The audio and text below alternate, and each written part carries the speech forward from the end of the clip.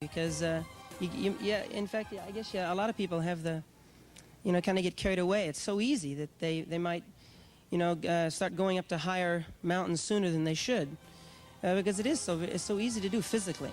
Well, do you regulate people and don't let them go up to higher mountains? Do they have to check with you, or can they just go and jump off anything they want to? No, we have to be sure that they're able to handle it and that their kite is able to handle it before we'll let them go up top.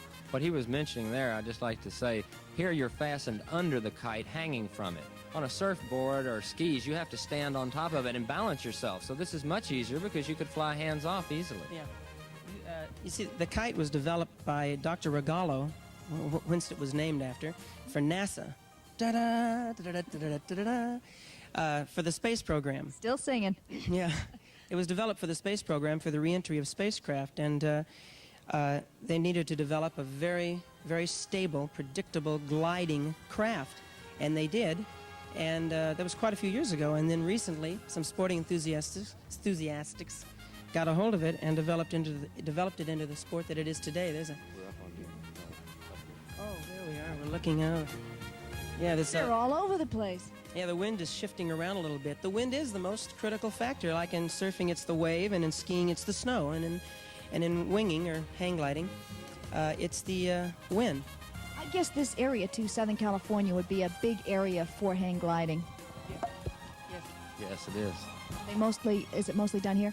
Yes, this is the central focus of it. The Hang Glider Association is the largest in the country, and this is our permanent home. Are you a member of the Hang Gliding Association, Mickey? Yeah. How often do you guys meet, and what do you do at meetings? We have a meeting once a month, and we have a publication called The Ground Skimmer, which we publish monthly, and these two things are available with the membership for $5 a year and keep you informed on the sport. And anybody can join. How do they do it? Just come out here to the Sylmar Flight Park and register, and for $5 they can have a year's subscription to the Ground Skimmer, attend meetings, and come fly free at the Sylmar Flight Park. Okay, Mickey, when you're not out here hang gliding, what are you doing these days? I'm working. I'm kind of semi-retired, looking for work. I just did a special for NBC, a pilot for a new series called Hamburgers. And in fact, that's going to be on, isn't it? Tuesday night. And I am doing another pilot, it looks like, a children's show. And I've been pretty active, been recording for MGM Records, and spending as much time as I can out here flying. That's what we notice. Okay, Mickey. It's truly the new freedom. It's a beautiful sport.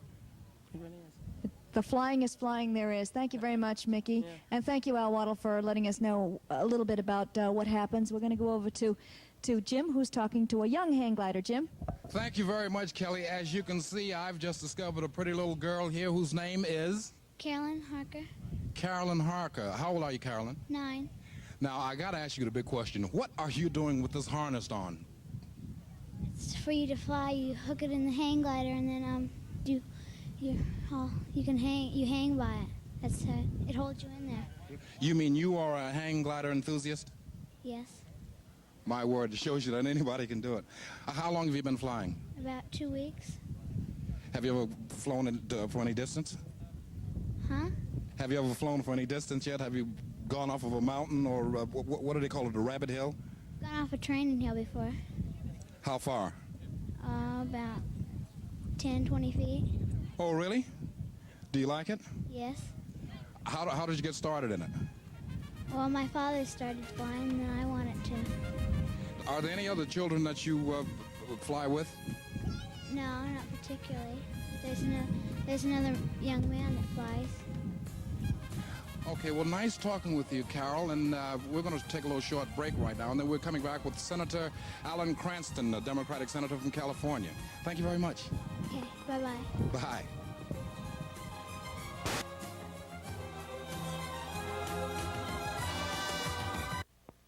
The Gremlin has always enjoyed popularity because of its low price, as well as its rather cute shape.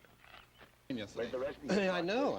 Well, 40% of the country is getting rain. This is gorgeous. Well, listen, you're here to comment on hang gliding and on what's going on in Washington. Well, yeah. Can you hang tie gliding the two together at all? Fascinating. Yeah, I think so. I think we can expect to see. We can see the president. He's been the yo-yo route. Yes. If this is what is they got 6,000 members? We can expect to see him here, hang gliding, to push back those old poles. That are Getting doing back so. to the grassroots, to do what the people are doing. That's right. Have you ever we'd been like up on a him to do glider, Pardon? Dick? Have you ever been up on a glider? No, I can't because of my religious beliefs, James. I'm an Orthodox coward.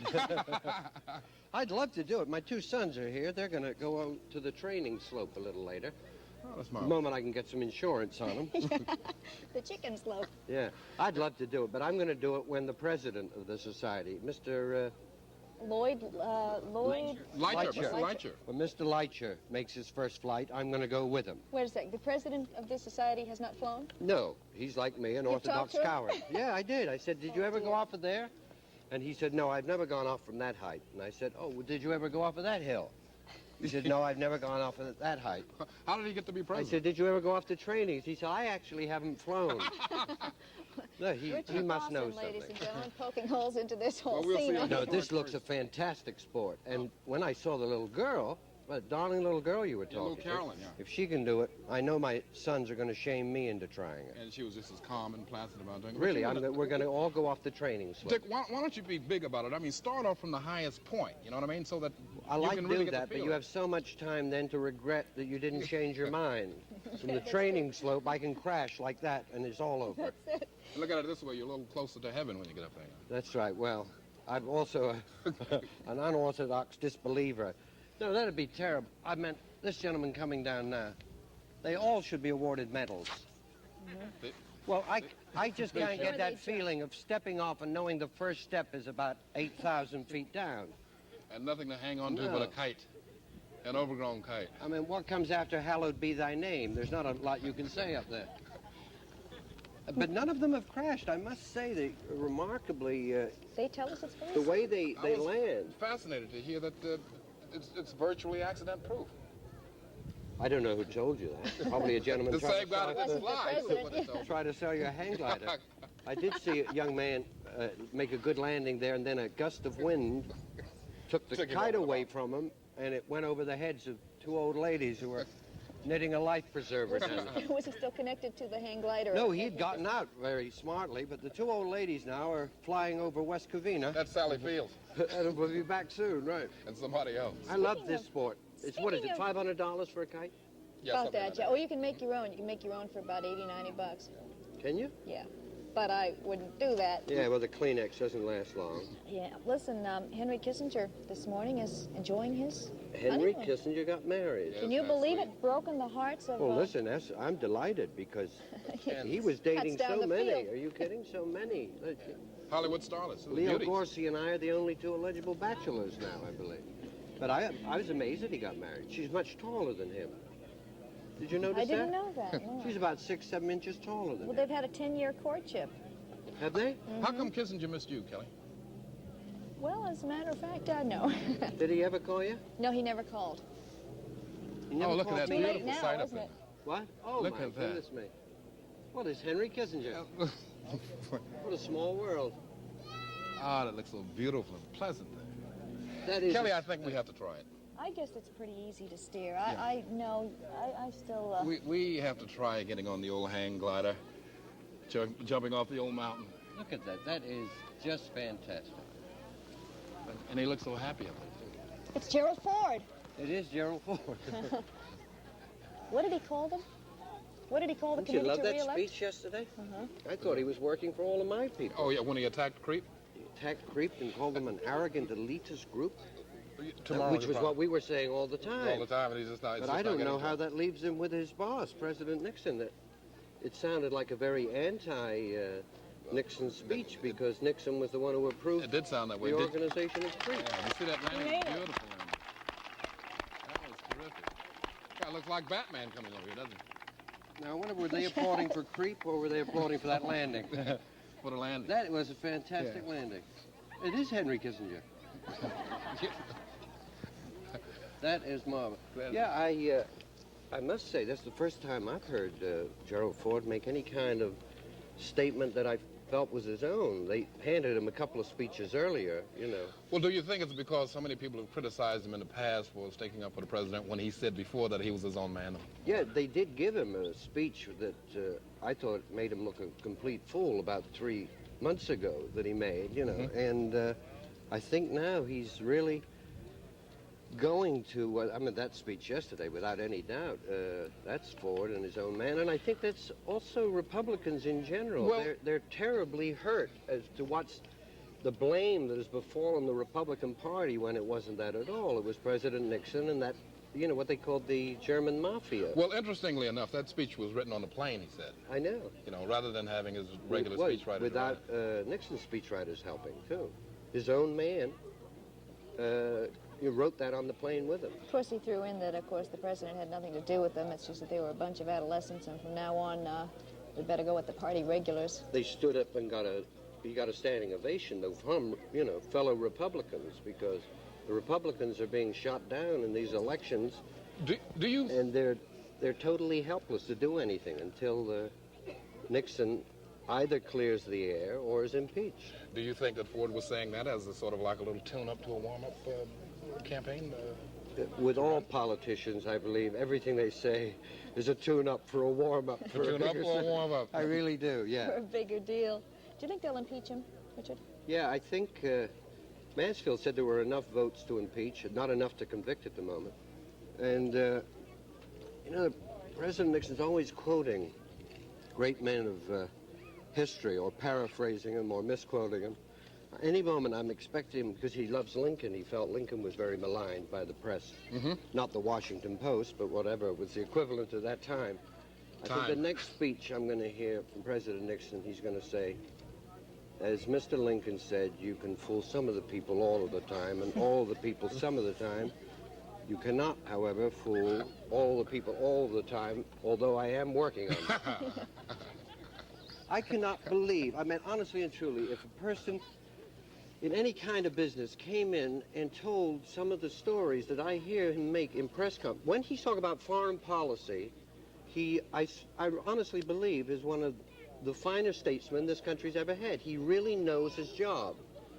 And then he will make statements. Well, he said, I've given everything Jaworski needs, everything the special prosecutor needs, and at that moment in his hands, he held a subpoena for 4 days. For 42 more tapes, yeah. For 42 more tapes. Right. You know. Well, you got a good point there. Right now, we're going to pause for a commercial, and we will be back with the lady who wrote The Brain Revolution. If we can find out something very interesting. All right. Send one to Washington. Thank you, Richard.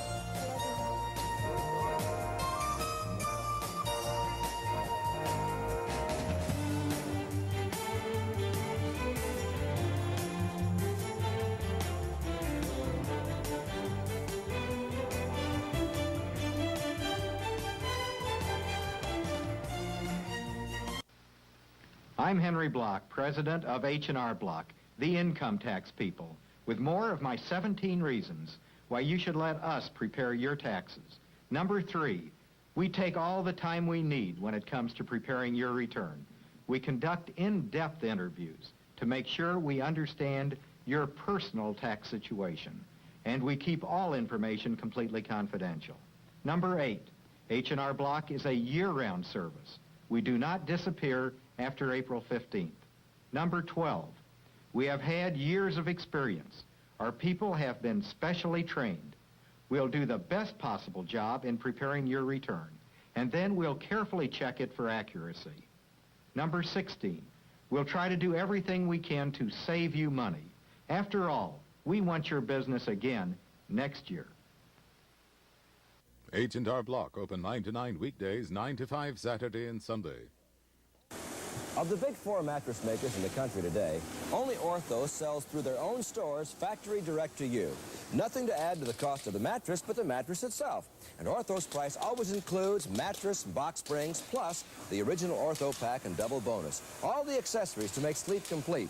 Kings, queens, twins, fulls, convertible sofas, and corner groups. They're yours at factory direct prices. Buy Ortho only at Ortho Stores, the nation's largest chain of mattress specialists. There's a store near you. I'm Victor Baldwin. These are some of my prize photos.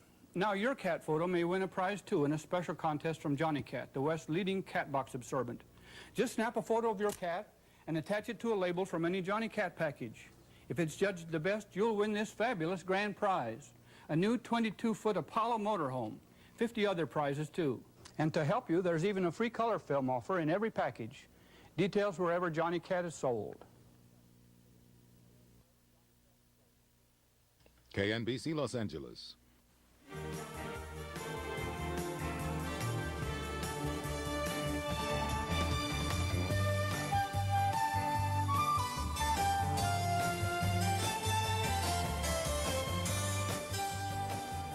The Sunday Show continues from Sylmar National Flight Park, where we're watching with fascination and wonder the sport of hang gliding going on here this afternoon. And joining us today on the program is Miss Marilyn Ferguson, who is a freelance journalist here in Southern California. And her latest book is called The Brain Revolution. Here you are over here. This is a book that catalogs a lot of the studies and major breakthroughs in brain research being done today, medical and biological breakthroughs that used to be considered science fiction, and now it's all coming true. Welcome to the program, Marilyn. You were talking about hang gliding as just another way of altering consciousness. Yes, I think it fits into the category of downhill racing and driving fast and so on, in that people seem to have a natural drive toward wanting to alter their states of consciousness, whether it's with a cocktail before dinner or meditation or jumping off a mountain. What about with LSD and with marijuana and with alcohol? People are changing their consciousness states. What does that do to the brain? Do we know? Nobody knows the whole picture on it. With alcohol, they can see visible effects of brain damage in heavy drinkers when they do postmortems. With the psychedelics and marijuana, I suppose whatever is happening would probably be much more subtle than that, and so they can't find. The jury's still out. Yes, right. Marilyn, there was a two-page article in the Los Angeles Times this morning talking about the brain revolution. What exactly is the brain revolution? What seems to be happening, Jim, is that with research, we're finding that the whole picture was much more complicated than we ever thought it was, and also we're finding the brain contains both constructive and destructive powers that we had never really imagined. Also, they're finding out, for instance, that there are biochemical causes of, say, schizophrenia, depression, things that for a long time over the last, say, 50 or 100 years, people have been thinking of as, quote, purely psychological. And what's happening is now they know nothing is purely psychological, nothing is purely physical. Your mind and body are really a continuum, and you can't separate, into either category. What your body experiences affects your brain, and what's happening to your mind affects your health. Does the brain control the entire body? You might say it masterminds it, in that everything, really, from sexuality to overeating, as well as possibly even diseases like cancer, have their factors relating to the human brain. Let's talk more about the brain masterminding healing of cancer, because you have a chapter on that in this book that I find extremely interesting. For instance, some people who have had cancer, and you say that scientists say that all of us in some time during our lifetime usually get cancer. It just becomes a disease when the immunity system breaks down. That's what some researchers have said that. But we can control, actually, our immunity system by such things as biofeedback. Tell us how. Well, what seems to be happening, and again, the jury is still out on this to a certain extent, because it hasn't been a large enough study that you can say statistically this is absolutely so. But Dr. Carl Simonton, who was then of Travis Air Force Base, now I think in Fort Worth, has done a lot of work with people who spend some time visualizing their immune system throwing off the cancer, terminal cancer patients, or very seriously ill cancer patients whose tumors seem to regress with this. This is done in combination with conventional treatment. Mm-hmm. They're not relying entirely, but it seems to make a big difference. And when you say visualize, it was really interesting. You say patients are actually taught to close their eyes and picture the white blood corpuscles carting off the dead cancer cells in a wheelbarrow, and sometimes that could possibly work, just like in biofeedback to cure headaches. You can Yes, will them imagining your hands growing warm seems to, after a time, affect them, so that you're actually elevating your hand temperature psychologically. Can that be done with any illness? Well, you have the hunch in looking over the research that it probably can, but we're in kind of a nebulous area, so that it's very hard to say statistically what can be done, but the biofeedback has demonstrated a high percentage of people who can control migraine headaches, a high percentage of people who can control ulcers, high blood pressure. And since Dr. Simonton is having this success with these cancer patients, it's not to say that everybody can do it and it's a sure thing, but it suggests that there's a tremendous part played by your mind. Well, that leads to another question. Is that a form of self-hypnosis? Well, willing the body to do certain things, that is? It's pretty hard to separate self-hypnosis out from suggestion, imagination. In a sense, it would be a form of self-hypnosis, yes. In your book, it's the gentleman from Travis that you mentioned, yes, did a study and interviewed patients who had cancer, and found that the ones who said, not for me, I'm going to lick this thing, and were absolutely positive about it, those are the ones that in most cases were helped by the treatment and it regressed, whereas on the other hand, if people program themselves to say, okay, that's it, I'm going to die from this, then they often succumb. Yeah, they did find a direct correlation between attitude and success. That's true, and he's continued to find that in the larger studies he's done since. That those who feel like this could work and they feel enthusiastic about it seem to have a much greater recovery rate. Without question, you've written a fascinating book, and I was trying to find a copy of it at the library last week, and I couldn't find one. Why is that? Well, the libraries seem to get their books last. It just works that way in the publishing business, and I think the publisher has reprinted, so I think they should be much more available soon. Now, we talk about pain control, too. Actually, we have learned by some of the studies that you outline here in the book that people can actually control and stop pain. Tell. There are several different techniques. They all involve the brain in some ways. In a sense, acupuncture probably plays some role in affecting how the brain receives the signals that ordinarily we would interpret as pain. They have found that in some instances, if you can consciously intensify the sensation of pain, your brain will shut it down. And that just using the imagination is remarkable. There are people who can imagine that icy water will not feel icy, and they find that it makes a difference. When you say intensify the pain, you mean actually go with it and say, it hurts, darn it, and then instead of... And boy, does it hurt, and then think about how it hurts. Yeah, and then there's an automatic shut-off point where the brain will not... And we've been taught since we were little to try to ignore it, a child hurts himself, and the parents say, oh, did you break the sidewalk? So then after a while, he learns not to even admit that it hurts. Quite interestingly, you say in the book that acupuncture could have been used by the Western world first, but for some particular reason, we didn't think too much of it. Why? Oh, a kite is sailing close by, as you can see. What a beautiful thing that was. The colors of those kites Did that shake you up a little, Marilyn? Or was your brain fully in charge of the whole situation? I wasn't aware of what was happening until he was down. Acupuncture, actually, I would say, is being accepted much faster by the Western medical community than I would have expected, considering how long it took the establishment to accept hypnosis. Possibly because of the caliber of people who have been impressed by it. And I'm impressed with how well it's coming along. Unfortunately, we're still limiting the usefulness by saying that only MDs can do it, and this means that all the Korean and Japanese and Chinese acupuncturists who are skilled and have generations of training in it are not allowed to treat Westerners. Except in Nevada. Yes, except in Nevada. Nevada is going to become an acupuncture mill.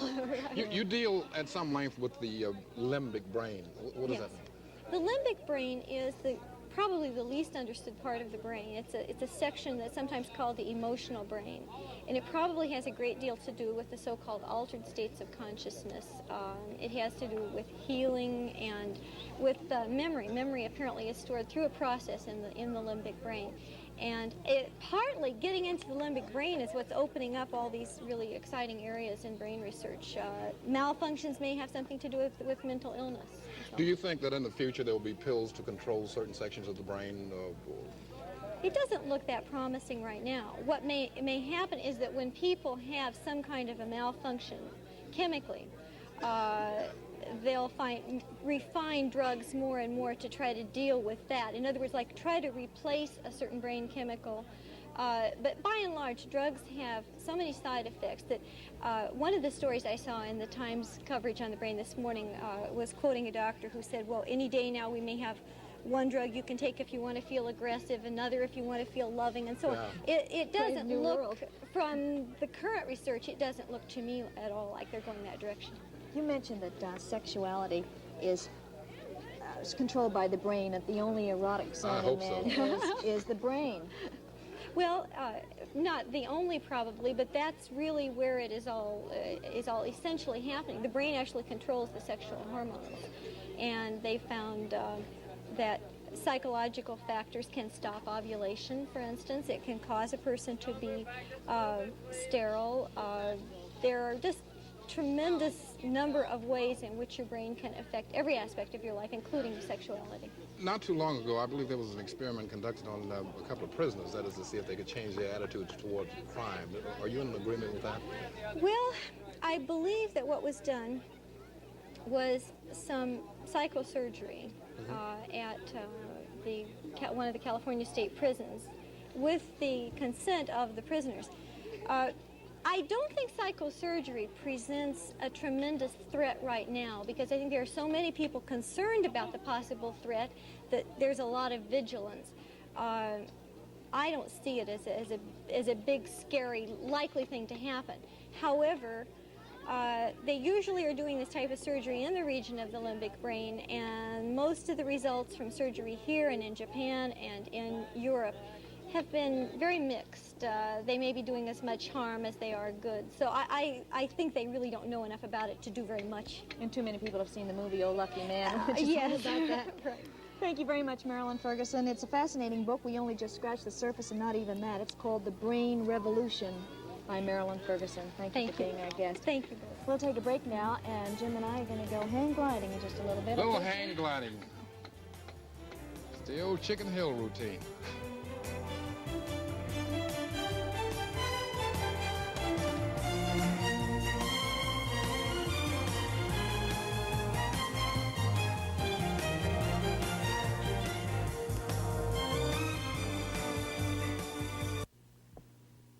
Here's good news.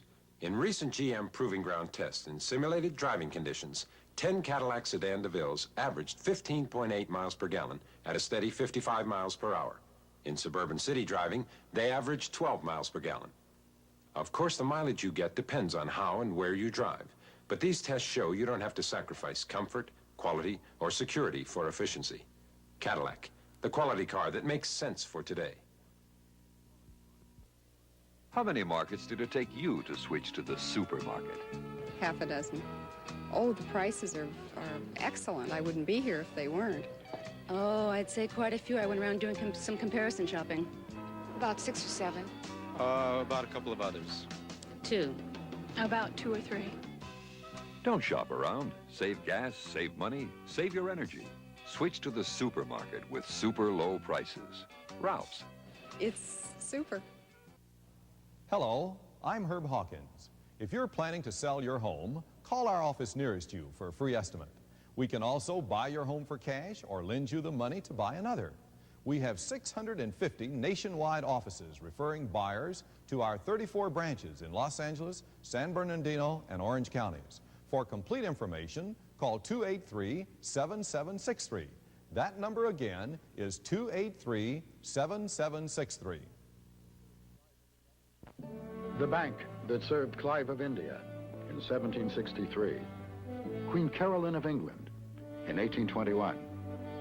And Gioacchino Antonio Rossini, in 1842, is the bank that serves Ed Bennett in 1974. Barclays Bank of California and the world. At Barclays, we've been serving important people for more than 300 years.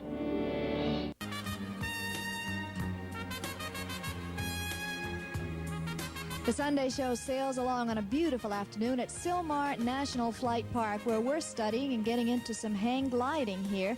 And my guest at the moment is the president of the United States Hang Gliding Association, Mr. Lloyd Licher. What does the president do? The president gets all involved in paperwork and organizational work. Because Dickie Dawson, Mr. Richard Dawson, let the cat out of the bag and said you have never actually flown one of these things, right?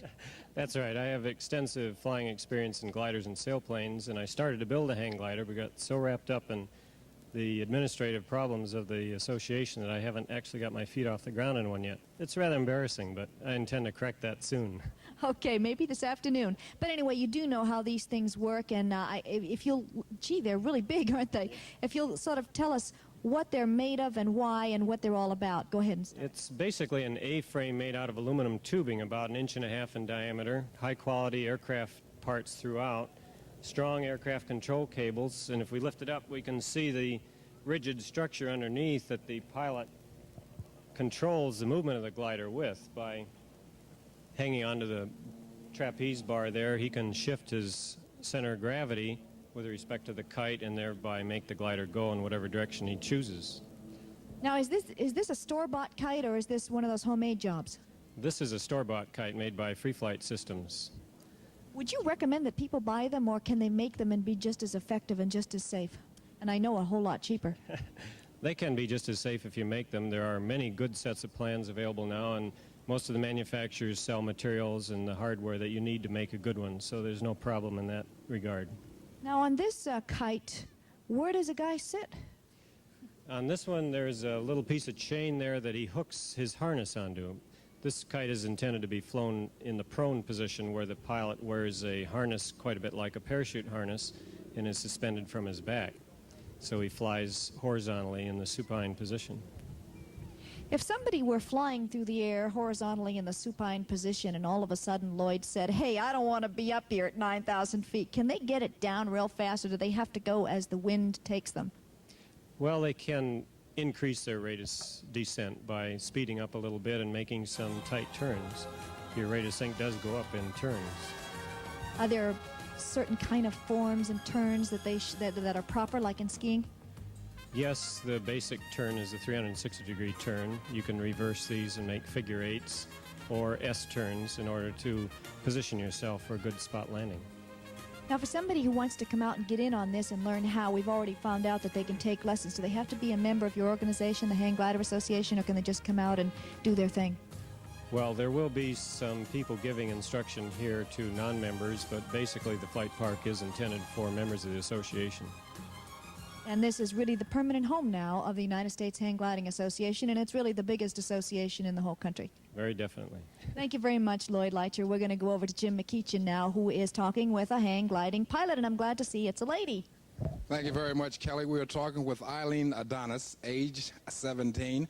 Now, she tells me that not only is she a student, but she also teaches. How can that possibly be?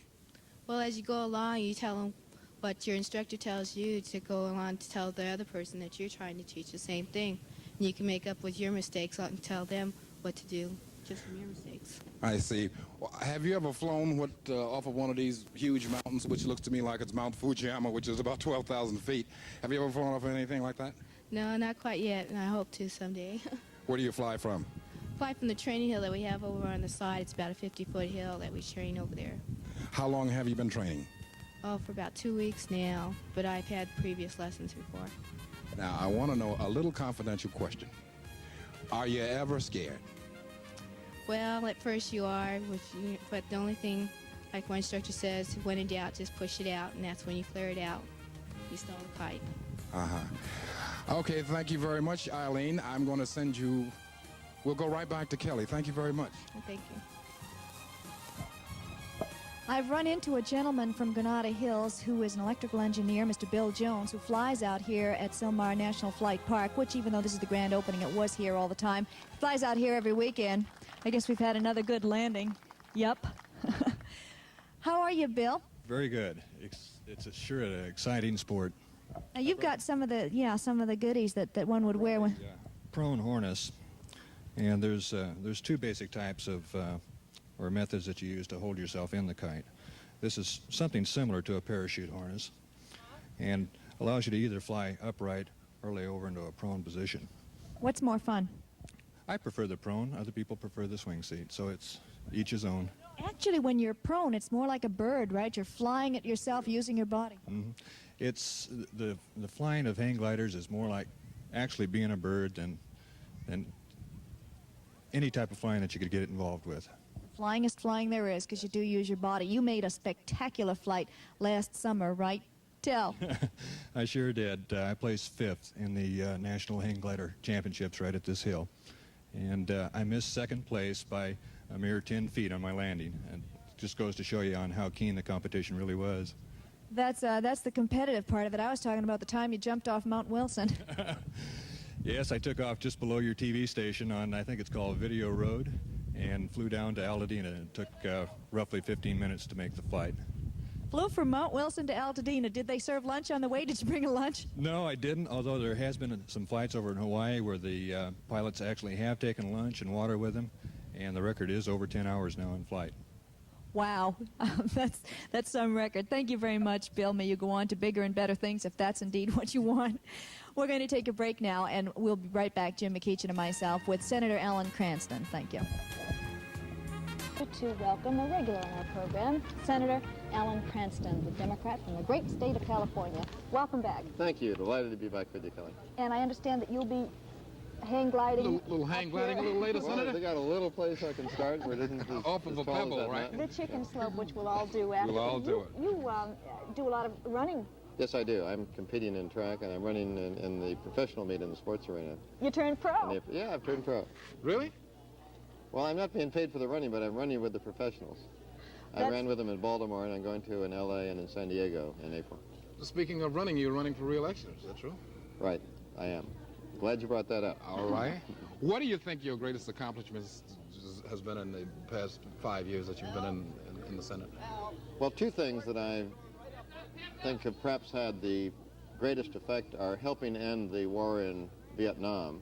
Congress cut off the money for the bombing in Cambodia, forcing the end of that war. That's the first time Congress has ever ended Haldeman, Stans, Mitchell, but not quite directly to the Nixon position. But, Senator, 25 of the nation's, of Nixon's top advisors and those closely associated with him, they've been indicted or convicted. Doesn't that say something in itself? It certainly does say something in itself. I Okay. fully agree with you. All right, I won't ask you to comment on that further. Senator? Back to the impeachment issue.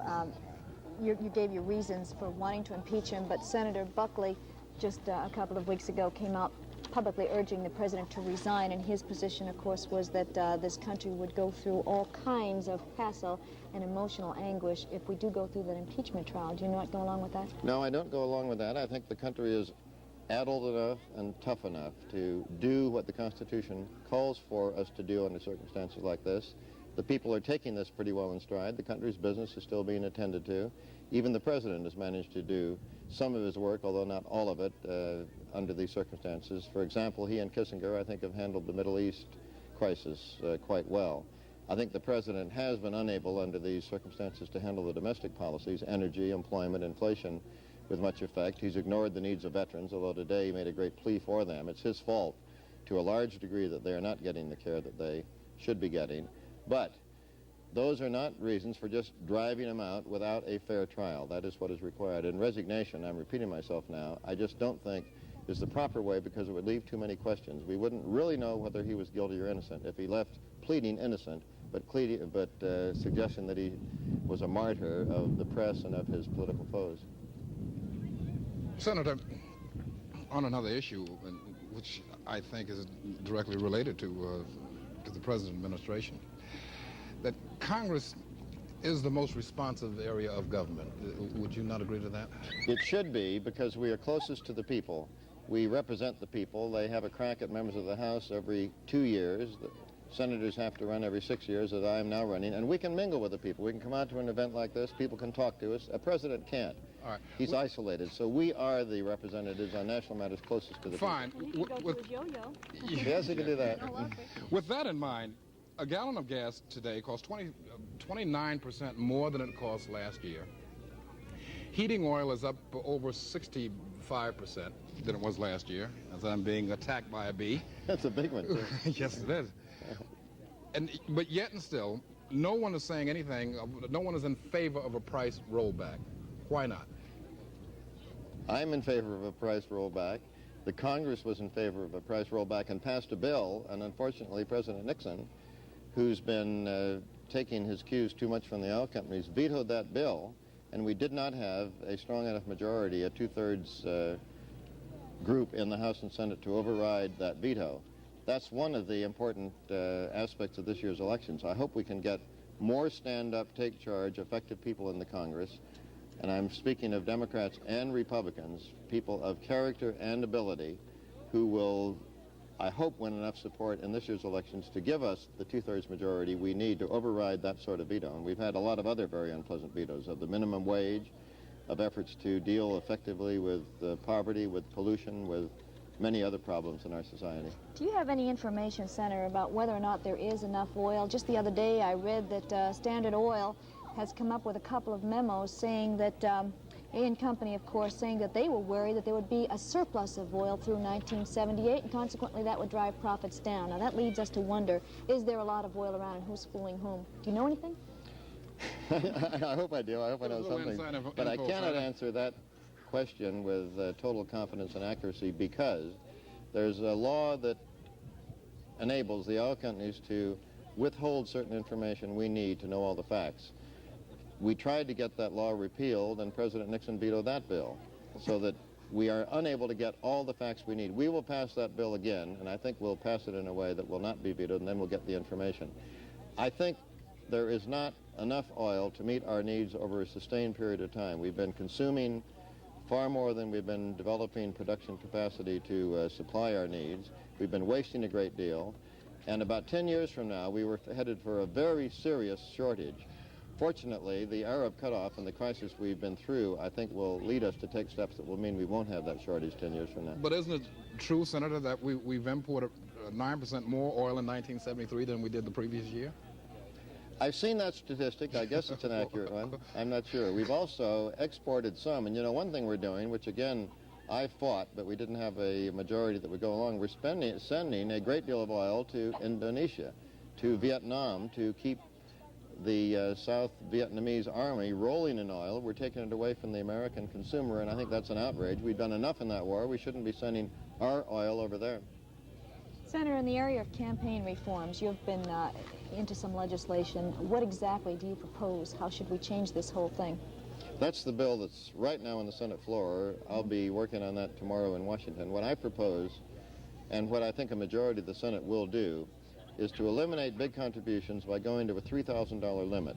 No more $1 million contributions, which we've seen recently. That was part of the background of the money that was made available for Watergate. No more cash contributions of any size, $100 limit. Total reporting on who gave what to whom and how it was spent. And, yes.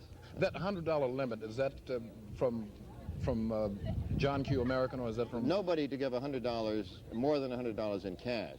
So you have to give a check so you can trace it. Well, I see. A $3,000 limit is what the Senate will pass, and what I favor now.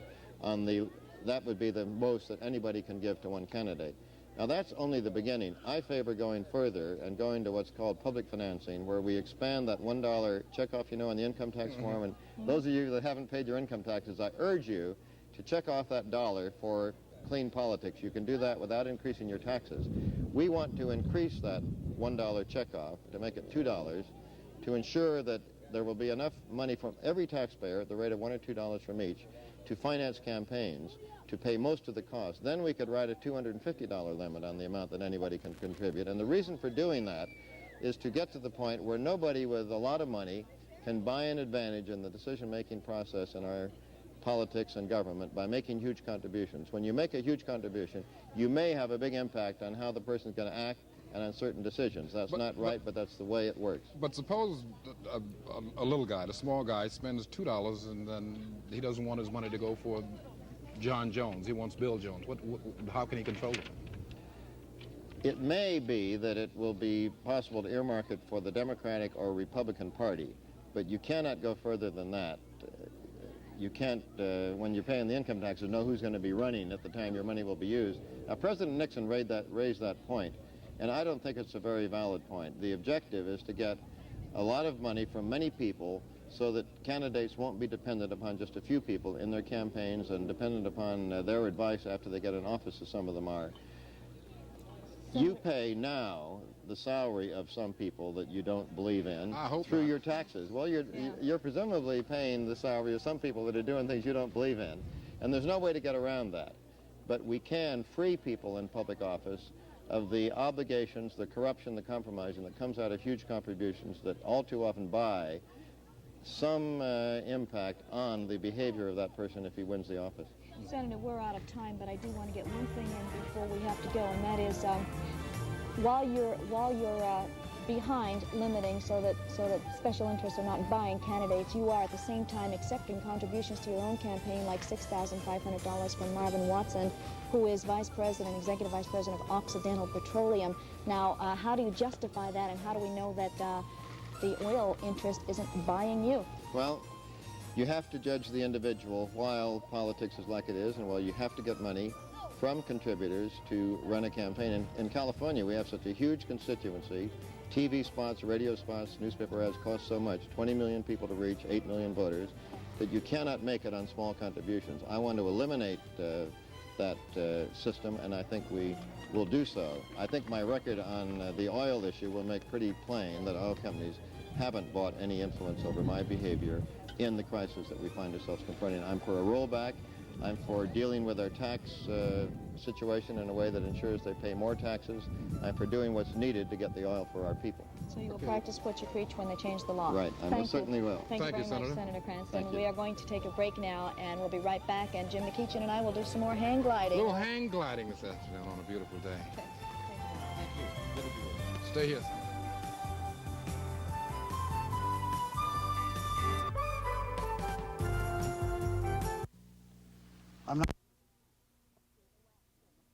And I went on a world tour on toad kites at that time. I stayed here. On what? On toad kites. We have toad versions as well, where you tow them behind a boat or a car or a snowmobile. And I happened to stop in here at Sylmar and flew from the hill up here. Just jumped off, huh? In 1969. It was the beginning of it all here. You must have been a lonely flyer then. Was anybody else around here doing it? No, not at that time. What were you flying in those days? Were you flying the Rogallo wing? It was the basic design, but it goes back further than Francis Rogallo. It goes back to Leonardo da Vinci, and he copied the design off him and modified it and made a beautiful job. How much flying do you do? You're living here now, Bill. Oh, yes, I'm manufacturing and living here, and gosh, we export kites to 26 countries. Oh, you're really in the business. How much flying do you do actually yourself? I don't do a great deal of flying these days. I have boys flying all over the world for me. A couple of guys just come back from a TV show in Rio de Janeiro, some in France, all over. I understand that you flew over the Statue of Liberty. Yes, that was in 1969. How long did it take? It didn't take long for them to grab me, if that's what you mean. No, I mean the whole flight. Oh, the whole flight was only about 5 minutes, because you had to take off from Ellis Island and circle over the statue and land at the base. And you waved hello at the old gal when you went by. Thank you very much, Bill Bennett. Thank you for telling us a little about hang gliding and how it began. Now we're going to Jim McEachin, who has another hang gliding enthusiast. Jim? Thank you very, very much, Kelly. And we're talking to Mr. Hank Walter. And Hank's been telling me that he's been in this thing for about 2.5 years, right? Yep. I want to start, but you got me wrong. Ford. Ford. I want to call you Hank for some reason. Maybe it's the hair. Ford. Yeah, right. That's what. Yeah. I've been flying about 3 years now. 3 years? Yeah. Have you ever had an accident? Skins and bruises, about all. This is a real safe sport. What happened? I mean, what caused you to have that accident? Mostly downwind landings. Where you come in too fast. Were you telling me, or someone was telling me that some instructor had his 5-year-old daughter hang gliding? Well, I haven't seen a 5-year-old, but I saw a 9-year-old flying. That's about the youngest I've seen. Do you ever have any contests in this association? Yeah. We have contests about 3 a year. We're having a Lilienthal contest here in August, I think the 19th and 20th. Now, what is that? Everybody from all over Southern California comes and put on their little glider? Everybody from all over the nation will come and put on their little glider. You're kidding. Are you set for it? Yeah, I'm set for it. So is everybody else. How do you judge who is an excellent flyer? I mean, is there some sort of a technique that you got to employ?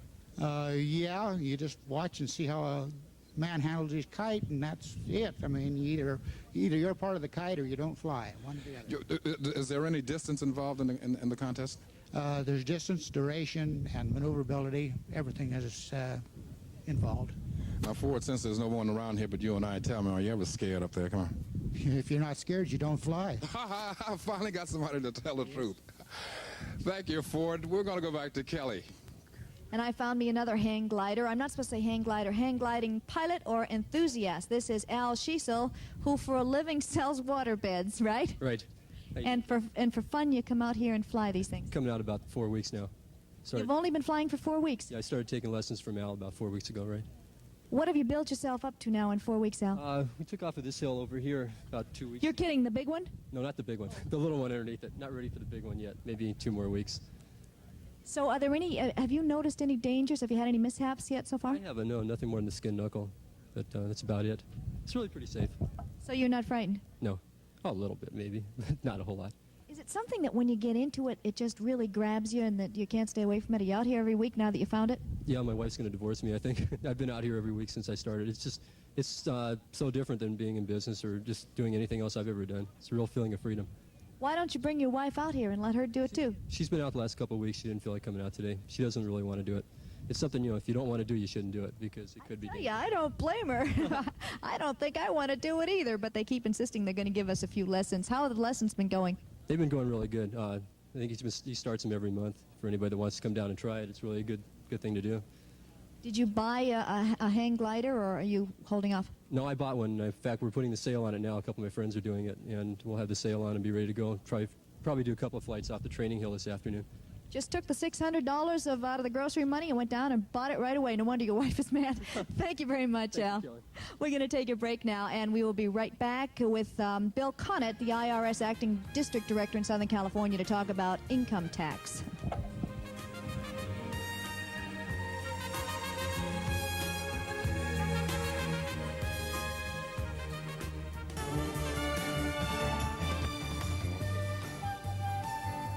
The Sunday show rolls along from the hang gliding park out here in Sylmar in the San Fernando Valley on a brilliant Sunday afternoon, the last Sunday in March, and that is a little terrifying if you happen to be one of the legions of us who have not filed your income tax yet. With us is Bill Connett, Acting District Director of the IRS here in Southern California. Bill, welcome again. I am getting very, very nervous because we've got 2 weeks left. I haven't even looked at it. Like I've told you before, I have to wait until the last minute all the time. There's something about me that I just hate to do it. What happens in the event that I should file late if I have a refund coming, which I think I probably have? Well, if you file late and you have a refund coming, Kelly, all it does is delay when you get the refund. There's no penalty for late filing of a return unless you have tax due, because the penalty is based upon the amount of tax that you owe. What you can do is file an application for an extension to file your return. It's called application for extension to file an income tax return, and that gives you another thing to fill out, right, Bill? But it gives you an automatic extension of 2 months. The only thing is that you have to pay with it the tax that you think you owe if you think you have a liability. And if you file that return with whatever you owe, that gives you an automatic 2 months. And of course, if you don't owe anything, that gives you a flat 2 months with no payment. Well, don't you have to have a good reason for getting an extension? No, it's an automatic extension. You just file the return saying that you want an extension of time to file, so long as you pay the tax with it.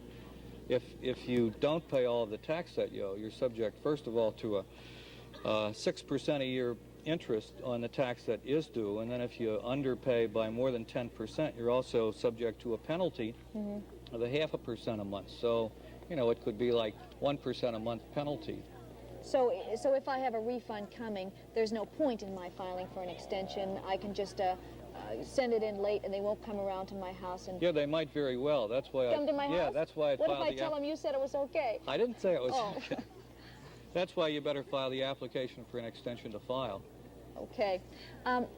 Do we have to pay, does Mr. Nixon have to pay penalties if they find out that, if they audit him and find out he didn't pay any enough back taxes? Well, he's subject to interest on the amount of taxes that he owes. If we audit you, for example, and we find that you owe more than you paid, we charge you interest on the deficiency, as we call it, that we now find. Well, he'll pay interest too. Well, Mr. Nixon will pay interest right along with the rest of us. assuming there's a if in the deficiency, event. sure. Yeah. You know, Mr. Nixon gave his papers, private papers, to the Library of Congress and was able to take this phenomenal deduction on his income tax. Sure. But if we give a gift to somebody, we have to pay a gift tax. Now, that doesn't seem quite fair. How does that work? How does that gift tax work? Well, okay, a couple of things. First of all, if you make a gift to the United States government or to a charity, and in his case it was the United States government, you have to file a return if your gift is over $3,000, but you're then given a deduction for the amount of the gift to the charity or to the United States government, so you don't end up owing any tax.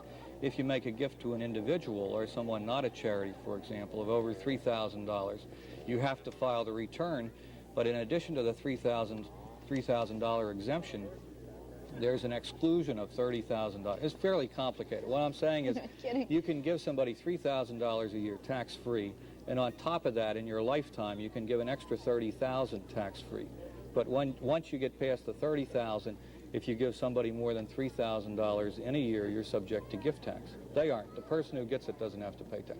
Again, with the president, that was a gift to the United States government, and that's a deductible contribution, so there was no gift tax as a result. So that if I had anything that the government happened to want and I made a gift of it, then I would get a deduction too, right? Well, it all depends. You know, as to papers of political figures or authors or what have you, the law changed in 1969. So an example, somebody told me that his wife makes quilts and donates the quilts to a charity. Well, she can't get any charitable contribution except for the cost of the goods. She can't add to that what she could sell the quilt for and take a charitable contribution for that amount. That was what was changed in 1969. Okay. Okay. And any further questions, they can write to you. Call. Actually, right? They can call us or, yeah. Or write, if they write to the Sunday program, the Sunday show at KNBC Burbank, and our zip code is 91523, and address any tax questions to that address, and either you, Bill Connett, will answer them, or somebody from the IRS will We'd call like back a telephone and clear number. these That's things up. the big thing. Leave your telephone number on the postcard so that we can call you back. Yeah. Listen, if a student works part-time during the school semester and doesn't really make a whole heck of a lot of money, does he have to file income tax return? Well, again, if he makes less than $2,050 a year, he doesn't have to file an income tax return. But what we tell people is that if they have had withholding, you know, if they have a W-2 showing that taxes have been withheld, they probably should file a tax return, because either they're going to get a refund of what was withheld or else they're subject to the filing requirement. So and I'd they say don't get the money unless they file the return. no, don't get the money unless they file the return. What about clothes? If we have clothes that we wear in the line of duty, let's say, can we deduct those? It all depends. You can deduct the clothes if you can't use them for normal purposes. Like if you should become a female jockey, you could deduct your silks, or a ballet dancer, you could deduct your tutu.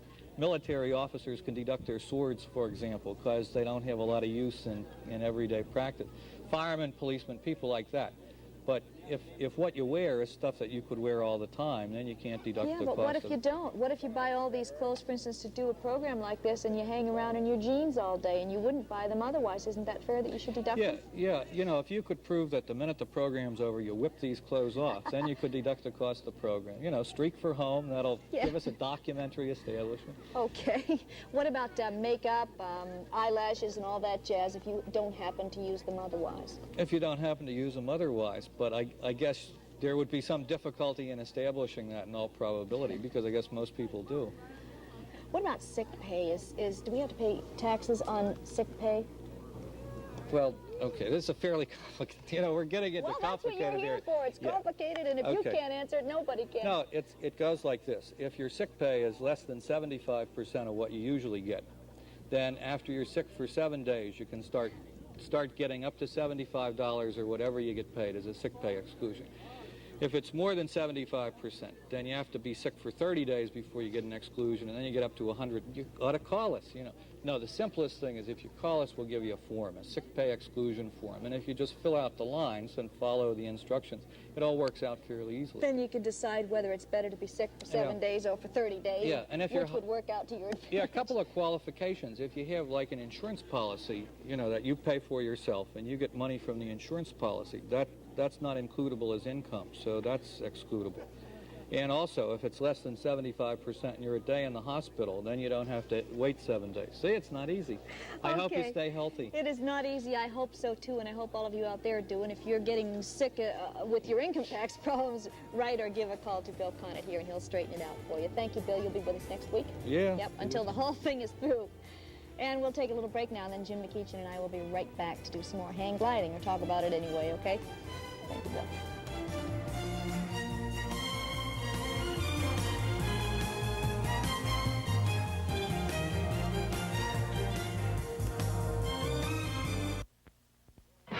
Presented to Love's Restaurants.